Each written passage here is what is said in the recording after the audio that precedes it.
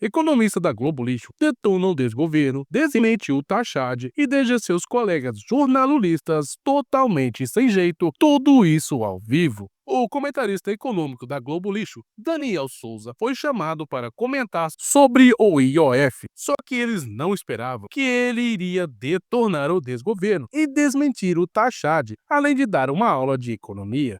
Pois é, Sadi, esse ponto que o Pablo trouxe me parece importante. Quer dizer, a discussão do problema em si foi esquecida. Quando a gente pensa na questão do IOF, é importante destacar que essa necessidade apareceu porque o Congresso ele aprovou um orçamento enviado pelo governo e um orçamento que era fake. Era um orçamento que na prática superestimava receitas, subestimava despesas e esse orçamento, veja você, no meio do caminho teve que ser revisto. Porque as despesas eram muito maiores do que estavam previstas no orçamento, as receitas eram menores e aí você precisava fazer um ajuste.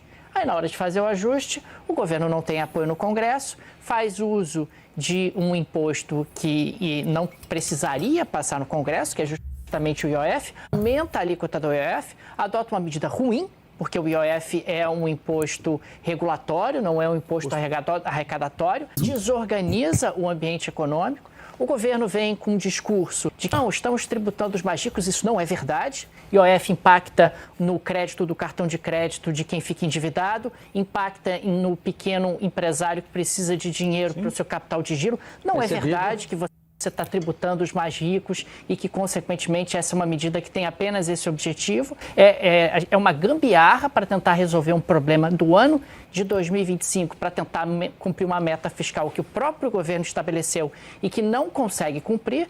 E, do outro lado, a gente tem um Congresso que também não dá a mínima para o equilíbrio das contas públicas, que aprova aumento do número de parlamentares, que está flertando com ideias de acúmulo de recebimentos de aposentadoria e também do próprio salário de parlamentares que estejam atuando. É um parlamento que não tem nenhuma preocupação com a área fiscal e fica aí botando essa banca. Não, veja bem, ninguém aguenta mais aumento de imposto. Ou seja, no final das contas é uma disputa de poder, onde a discussão em si, que é uma discussão fiscal, é o grande calcanhar de Aquiles da economia brasileira. O Brasil tem um problema fiscal grave. Não é um problema fiscal grave de hoje. Há anos a gente tem um problema fiscal grave. O Brasil caminha para um colapso fiscal. Isso não é brincadeira, isso é sério.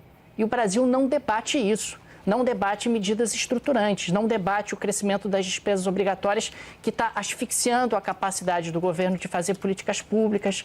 E a gente vai para onde? Diante dessa disputa, sem presidencialismo, não, mantenho o presidencialismo, minhas emendas, meus cargos, minha votação em 2026. Enquanto isso, o país vai caminhar para a insolvência fiscal. É disso que se trata. Dá para ver o desconforto e o desespero na cara dos colegas dele. André Sagui até foi mexer no celular, fingindo que não estava escutando as verdades. O rapaz simplesmente deu uma aula de economia. A Globo Lixo ficou até parecendo uma emissora de jornalismo sério. Agora, com certeza esse Daniel não volta mais, ou no mínimo vai ficar uns dias de molho. Bom, agora sendo justo, o homem teve muita coragem, criticar o desgoverno e chamar o Tachad de mentiroso, ao vivo, na emissora mais lulista que já existiu e que é praticamente uma extensão do desgoverno. Não é para qualquer um. Traga o mito para esse prêmio. Ele merece. Um jornalista que tem coragem de entrar no covil do Satanás e criticar ele e o Tachad tem meu respeito, pelo menos por hora.